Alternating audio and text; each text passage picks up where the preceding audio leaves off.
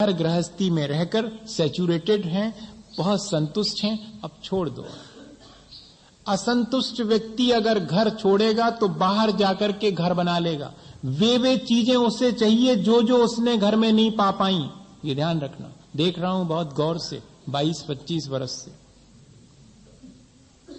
वे चीजें जो जो घर में प्राप्त नहीं हो पाई, जिन जिन का असंतोष था, वे चीजें जो समाज में प्राप्त नहीं हो पाई, वे सब पाने की आकांक्षा मन के भीतर बनी रह जाती है। इसलिए शायद आचार्य भगवंतों ने बहुत सावधानी से ये चीज रखी कि क्रमिक विकास होता जाए आत्मा का और अपने निज घर की सुध आ जावे, तो शायद हम अपने इस घर को छोड़ने में बहुत।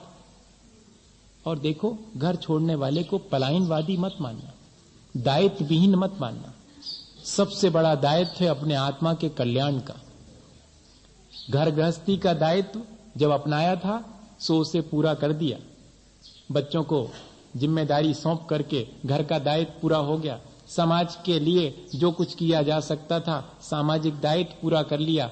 इनसे बड़ा दायित्व है अपने आत्म कल्याण का। आत्म कल्याण के दायित्व के लिए अगर हमें देश, समाज और परिवार के दायित्व को भी छोड़ना पड़े तो उसको पलायन नहीं कहेंगे। सामान्य रूप से लोग यही कहते हैं कि अरे क्या कर रहे हैं, अपना कुछ संसार के लिए सेवा एवा करते लोगों की तो ज्यादा अच्छा रहता, बस इन्हीं की सेवा और करना पड़ती है, न कुछ कमाते हैं न कुछ करते हैं, बस आराम से जो है समाज पर डिपेंड रहते हैं।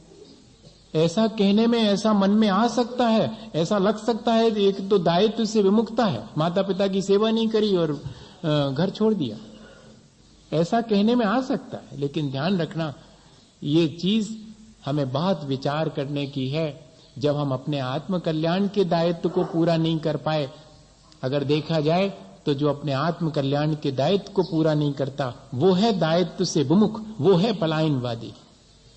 संसार के और परिवार के छोटे मोटे दायित्व पूरे करना, और कौन कर पा रहा है संसार के दायित्व पूरे करने वाला यहाँ पर कोई भी नहीं है जो कि ये कह सके कि मैंने अपने समाज का दायित्व पूरा कर दिया, मैंने अपने परिवार का दायित्व पूरा कर दिया। नहीं, अपने आत्मा के कल्याण का दायित्व अगर हम पूरा करने लगे तो अपने आप सारे दायित्व पूर्ण होना शुरू हो जाते। इसलिए इस दायित्व के लिए कि मैं अपना आत्मा का कल्याण करूं, गृहस्थ अपने जीवन में इतनी ऊंचाई तक पहुंच जाता है। वास्तव में जब हमें ये मालूम पड़ जाए कि मुझे अपना घर पा लेना चाहिए। एक घटना है उसकी, एक बेटा था दीवान का, वो राजा के दरबार में काम करते थे, तो उनका बहुत मन था कि मेरा बेटा भी राजा के दरबार में ही और कोई अच्छा पद सलाहकार का प्राप्त कर लेवे, यहीं उसका जीवन कट जाएगा।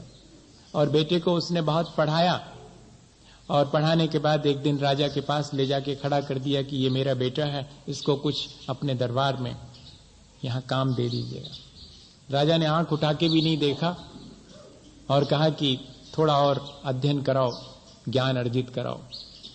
अब उसकी इतनी तो गुंजाइश नहीं थी, पर फिर भी अब राजा ने कहा है तो साल भर और पढ़ने के लिए भेज दिया। और पढ़ लिख करके जब वापस आया तो फिर राजा के पास ले गए। पिछली बार तो राजा ने आंख भी नहीं उठाई थी, इस बार तो थोड़ी आंख उठा के देखा और फिर कहा कि किसी साधु के पास इसे शिक्षा दिलाओ, बाकी तो शिक्षा पूरी हो गई। उसने कहा ये भी बड़ी मुश्किल है। अरे हाँ कह दो, अगर हाँ कहना है, ना कह दो नहीं तो काहे को इतना परेशान कर रहे बेकार में। 2 साल हो गए हम पढ़ा लिखा रहे हैं, इतना हमारी गुंजाइश भी नहीं, अब नहीं रखना है तो कह देते। पर राजा साहब हैं और ऐसी आज्ञा दे दी कि जाओ किसी साधु के चरणों में साल भर रखो, फिर बाद में दरबार में रखने का विचार करेंगे। वास्तव में जो जितना विरक्त है वही संसार के बीच बहुत अच्छे से जी सकता है। कई बार मुझे ऐसा लगता है संसार में जो आसक्त है वो संसार में ठीक से नहीं जी सकता। आप इस चीज को कहीं नोट करके कभी ठंडे दिमाग से बैठ के सोचना। मैं इसके डिटेल्स तो कभी करूंगा, लेकिन अभी तो इतना ही बता रहा हूं कि मुझे कई बार ऐसा लगता है कि जो संसार से अनासक्त होकर जिएगा वही संसार में ठीक ढंग से जी पाएगा। आसक्त होकर तो बहुत जीते हैं हम, लेकिन कहाँ ठीक से जी पाते हैं। कदम कदम पर मुश्किलें खड़ी होती हैं, और अनासक्त रहें तो कोई मुश्किल नहीं मालूम।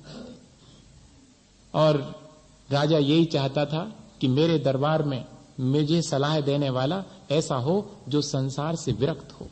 अन्यथा अपना स्वार्थ साधेगा और मुझे ठीक सलाह नहीं देगा। है सही बात कि नहीं? जो संसार से निष्प्रही हो उस व्यक्ति को संसार चलाने दे दिया जाए तो फिर देखिएगा क्या स्थिति बनती। भेज दिया साधु के पास, साल भर रहा, समय पूरा हो गया, गए पिता लेने के लिए बेटे को, लेकिन अब बेटे ने पिता की तरफ आंख उठा के नहीं देखा। बड़ी मुश्किल। अभी तक तो जो है वो ये स्थिति थी कि आगे पीछे होता था, अब गुरुजी के पास बैठा हुआ है और पिता पहुंचे और गुरुजी कह रहे हैं कि पिता आए हैं, तो उसने आंख उठा के भी नहीं देखा कि हाँ ठीक है। बेटे से कहा कि साल भर पूरा हो गया है, अब तो पक्का है कि राजा के दरबार में तुम्हें कोई ना कोई नौकरी मिल जाएगी, चलें वापस लौट चलें अपने घर।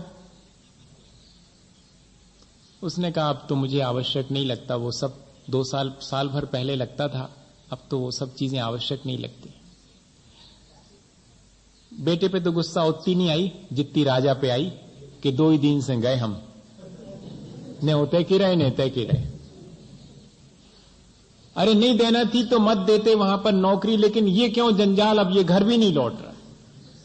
गुरुजी से कहा कि आप समझाओ इसको, तो गुरुजी ने कहा कि मेरी तरफ से तो कोई दिक्कत नहीं, ये जाना चाहे तो ले जाओ। पर बेटे ने जाने से इनकार कर दिया। राजा के पास पहुंचा पिता कि बेटे को साल भर के लिए गुरुजी के पास रखा था और अब तो आने से इनकार कर रहा। राजा ने कहा ऐसा, तब तो मैं लेने जाऊंगा उसे। जिसने कभी किसी के लिए अपनी गद्दी नहीं छोड़ी, वो उस एक छोटे से व्यक्ति के लिए अपनी गद्दी छोड़ करके पूरे शाही ठाट के साथ में और उस आश्रम में पहुंचा जहां की वो बेटा गुरु के चरणों में बैठा हुआ है, और उसके कंधे पे हाथ रख के कहा कि चलो तुम्हारे जैसे रत्न ही चाहिए, तुम्हारे जैसे अनासक्त लोग चाहिए मुझे दरबार में, वे ही प्रजा की सेवा कर सकेंगे, चलो तुम्हारी तो बहुत जरूरत है। उसने कहा कि अब मुझे उस सब चीजों की जरूरत नहीं है, आपको मेरी जरूरत हो सकती है। बोले ये तो और अच्छा रहा, इतनी अनाशक्ति। और जब बार बार फोर्स किया तो उसने एक ही बात कही कि क्या आपको सच्चा दरबार मिला है क्या? अगर आपको सच्चा दरबार मिल गया तो मेरे और गुरु के पास आने की क्या आवश्यकता थी? अब मुझे कहीं नहीं जाना, मुझे सच्चा दरबार मिल गया है, अब मुझे यहां से कहीं और किसी दरबार में जाने की आवश्यकता नहीं। आपको तो अपने दरबार से मेरे पास तक आना पड़ा मुझे लेने के लिए, मुझे आपके पास जाने की आवश्यकता नहीं है, मैं अपने दरबार में आ गया हूं, मैं तो अपने घर में आ गया हूं। क्या वास्तव में ऐसा अपने जीवन में हम घटित कर सकते हैं? कर सकते, यदि हमारे मन में इस तरह की चीज आ जावे तो वास्तविकता मालूम पड़ जावे कि हाँ ये सारी चीजें जिनको मैं अपना मानता हूं ये काम नहीं आएंगी।